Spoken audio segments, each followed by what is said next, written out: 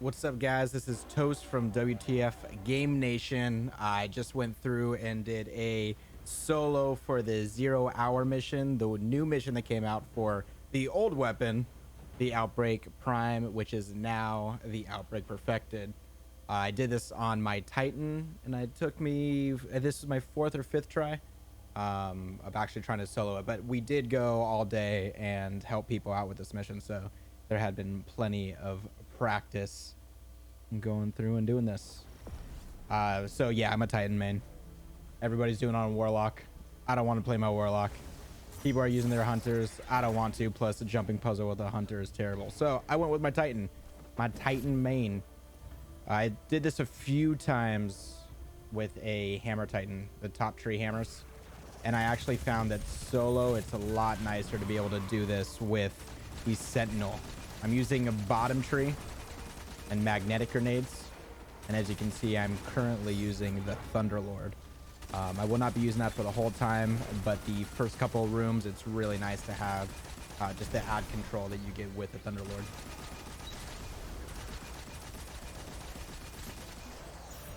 I'm also using the Recluse as my secondary, and then I have on the Blast Furnace with Outlaw and Rampage as my kinetic weapon.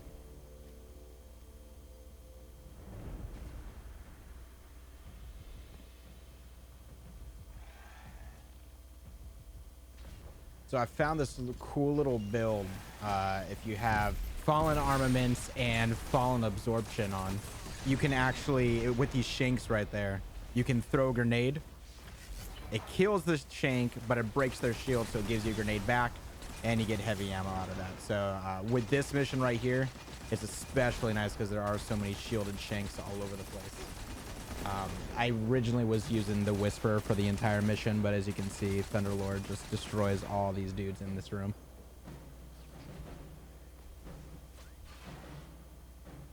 And then right about now is when I switch to the Whisper. I'm done with the Thunderlord at this point. There's only a few more ads that I need to worry about, especially when you're talking about crowd control in this room.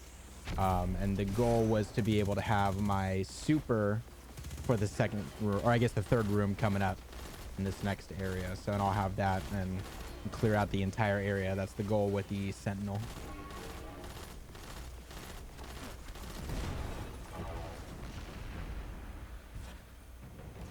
So there's me just kind of making sure that I have some ammo coming in. You want to constantly check on that heavy ammo. Becomes very important for that final room. Man, Master of Arms destroys everything. If you can get that Recluse perk procced, you're good to go. I originally did not want to use my grenade here, but I also didn't want to die, so it kind of became a last resort to get rid of that one. There's always been different points when I'm running these things that I kind of look at the time as it's just like a checkpoint. Like, okay, at this point, what is my regular time? And here I made it with, it was like 17 minutes, 20 seconds, something like that. My best time was just above 18 minutes in that room. Yeah, here the goal is to get rid of those snipers. Get them out of the way. All the enemies far away so you don't have to worry about them at all. Cool thing there is that when I'm using Blast Furnace, it procs my Master of Arms perk. So I can go to Recluse and just burn anything, no matter what their shield is. And then get some ammo from that dude. The bottom tree with the Doom Fangs. You basically have shields forever. You can kind of launch them.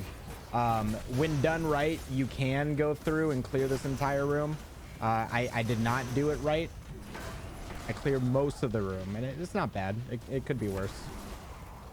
But I got the majority of the guys out of this area here. Yeah, you just kind of keep going and spamming those nades. Those two guys, do not let them get near each other. I had one run where it was like a minute of them just shielding each other constantly, and they were immune. That was the worst.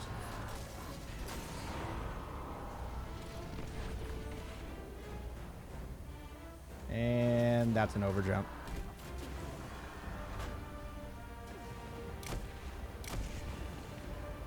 So there are 3 spider tanks in this entire mission. That's part of the reason why I went with Whisper for the whole entire time, because, I mean, you can't go wrong with that infinite ammo right there. You really, really can't. I mean, I with this build, you can use any heavy you want, because you do get so much ammo, you don't even have to worry about it at all. But I like the Whisper. I wanted to make sure I was using that the whole time.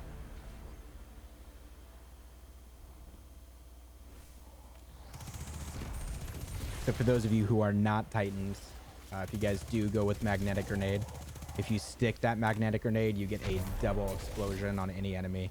If it just hits the ground, I mean, it still does damage, but it's a single explosion at that point.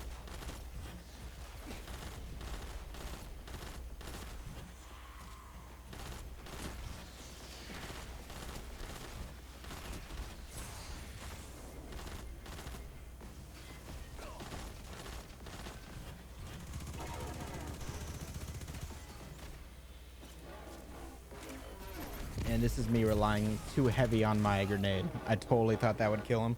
It did not, but it's all good. I still had, this is kind of right after this room is one of those points that you want to, it's one of those checkpoints where I can see what my time is and compare it to other runs I've had.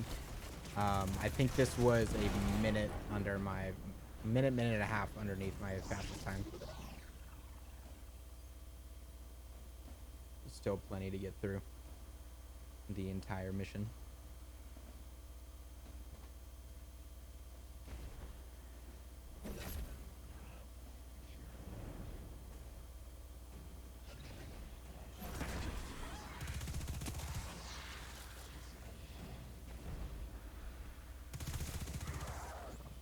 This whole entire run right here, this is kind of the last area of ad control before you get into the jumping puzzle, which is kind of like the center, the real meat of this mission. This thing is fun to just run through with a recluse. If you guys have a chance to get one, I recommend doing it.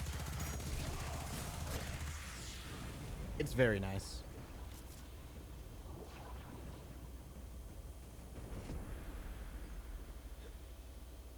Love how they took you back through the entire tower. Really brought back a whole nostalgia for a lot of people. Also, it's nice going back past where you first start the game.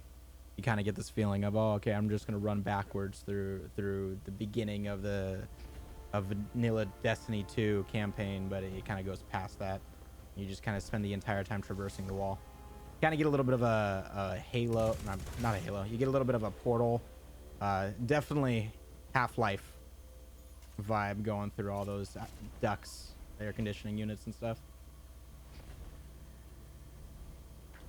So in this room, when you drop down, if you just go straight down and then go to the lever that's on the top left corner from your viewpoint as you drop down, that's the only lever you need to grab. Kind of saves a lot of time. The rest of the team can go right in that duct and go straight over to this little jump right here. You can just have one person go pick up that lever. Also, cool thing about Sentinel that I did not realize until today. The shoulder charge actually goes further than the hammer strike, the melting point shoulder charge on the Hammer Titan. That was really nice for traversing all the different ducts that you go through. And then you miss a shoulder charge every now and then. It's all good though. If you have a sense of vertigo, this is one of the craziest jumping puzzles here. Once you master this, though, it feels really, really good. Just kind of going through here, speeding all the way through it. When you get that rhythm on a jumping puzzle, it feels so nice. This really reminds me of the King's Fall jumping puzzle with kind of the narrow ledges. You have to land directly on them or else you'll slide off a ledge.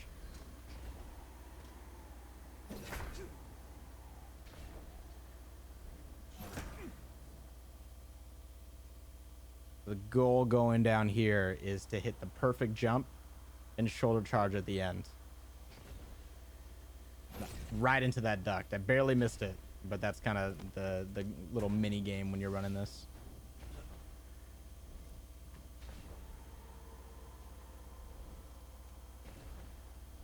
I think this is just the run of over jumps this entire time. Did that earlier. especially when you're having a good run, man. It's so frustrating. You make such a small mistake like that that you don't make on any other run. You end up losing like 30 seconds of time on it, but it all works out in the end. Missed again.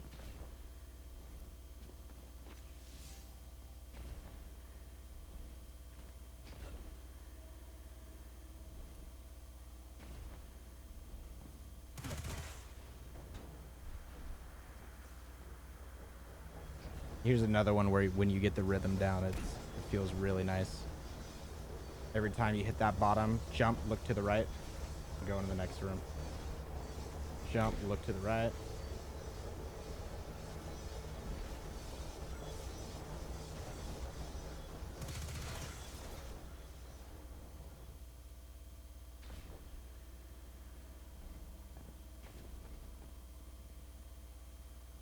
It's another one of those instances with the King's Fall puzzle. You got to land directly on that platform.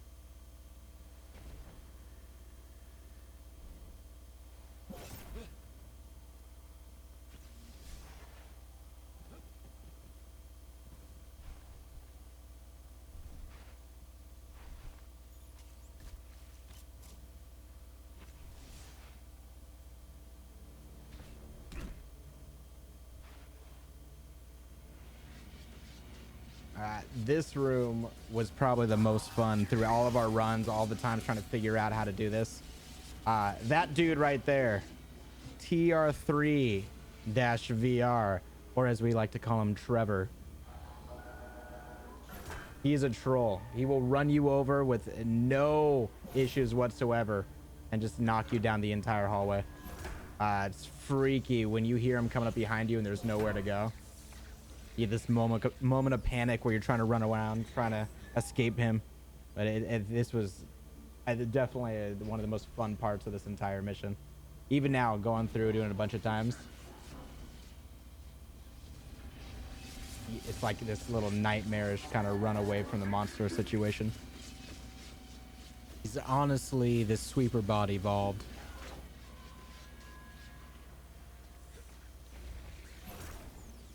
So you got 4 levers.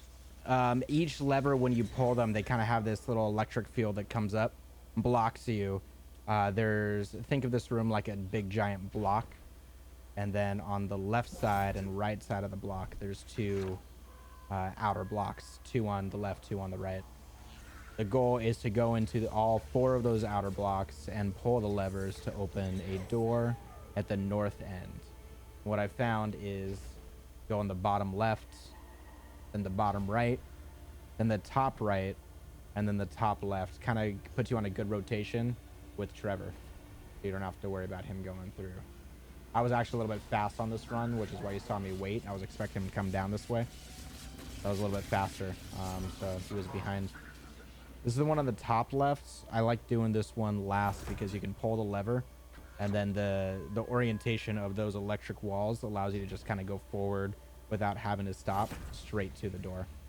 Also, if you guys didn't notice, there are signs on the walls that point to the exit.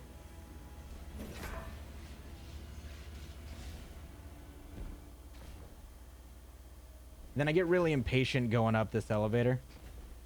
It's like the Tower of Terror over at Disneyland. It just kind of slowly brings you up, and then kind of drops you. So I went on the wall instead. Either way works. But this way I don't have to wait. I can just keep moving.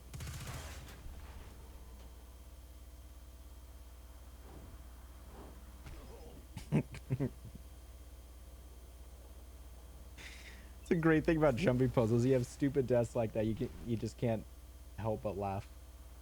But hey, I think, what was it, 2 deaths during the jumping puzzle? That's not bad.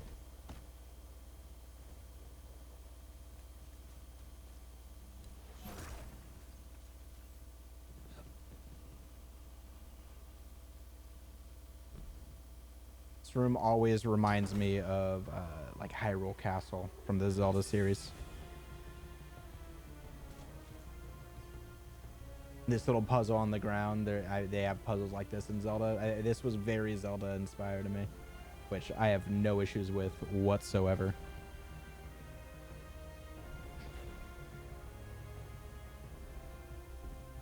So for this fight, a lot of people like to use Arbalist. Not a bad idea whatsoever. I like I mentioned earlier, I just really like my Whisper, and I think it works really well for DPS here, especially if you're on your own. So Arbalist was not the exotic I wanted to use, but the goal here kind of throughout this entire fight is kind of clear all the ground troops ASAP before you kind of move on to something else. Using a magnetic grenade, using the taken armaments, the fallen armaments and the fallen absorption mods. It really took away that fear of wasting a shot, missing a shot. And I find that when you're more relaxed, you actually hit more shots, so it kind of works out.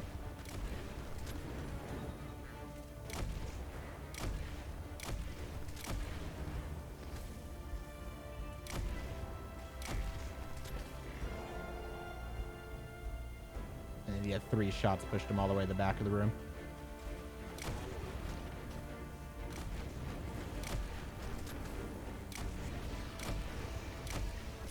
One thing that I did not do here that I really like doing is sometimes I can kill the servitor and the boss is already below me, so I'm able to get that perk on my SMG, my Recluse, that allows me to just kind of destroy these guys right off the bat. So I did not have it here until that kill, but I was still able to go through and kill them with grenades. That grenade should have stuck, by the way. I feel like I'm kind of upset it did not, but hey, it's all good. But again, with this build, this is one of those situations where I don't have to worry about wasting any shots. Those nades that I missed, I can use my Whisper shot to break a shield, which gives me a grenade back, which I can just keep using to get more Whisper ammo back. So 1 Whisper ammo gives me a grenade, which gives me back 3 more ammo. So it's a net positive. When the tanks come down, I found that this area back here, is probably one of the best areas to go to. You're not going to be hit by really any of the other enemies except for like 1 Vandal that comes up. I wanted to start on the back right one first. It kind of sets up this orientation to kill the boss in a better position later. So I'm starting on the back right, focusing on the front left walker so that I can jump across and get the one on the right and kind of shooting diagonally.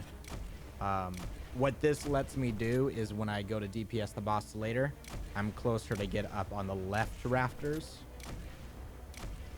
Because the boss, you'll kind of see it, but the boss ends up hiding behind a lot of the boxes on the right-hand side. So if I get, oh, by the way, I wanted to kill that dude so bad.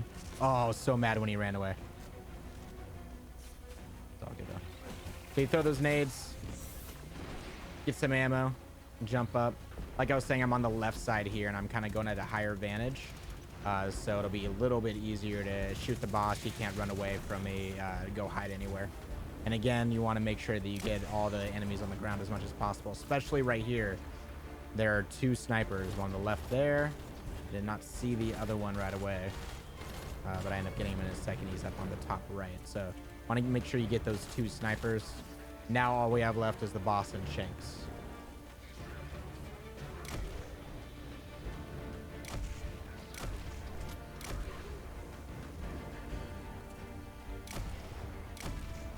The fallen armaments are super rare drop. You have the ability to get them, the opportunity. I'd recommend it because it, especially in this mission, really takes away a lot of the fear of missing your shots. And here, I remember looking at his health bar, being surprised how low it was going. I did not realize until afterwards watching this, I never got Whispered Breathing there. So that was 64,000 damage. Whispered Breathing, 104,000. Get your catalysts, people. It's not that hard. The Whisper mission is just as fun as this one. It's like the same exact type of thing. Really a good experience, and your Whisper becomes amazing. Cool. Boss is dead. Now it just comes down to killing all the ads. But when you got infinite grenades and the grenades take down 2 of those Shanks, it's perfect.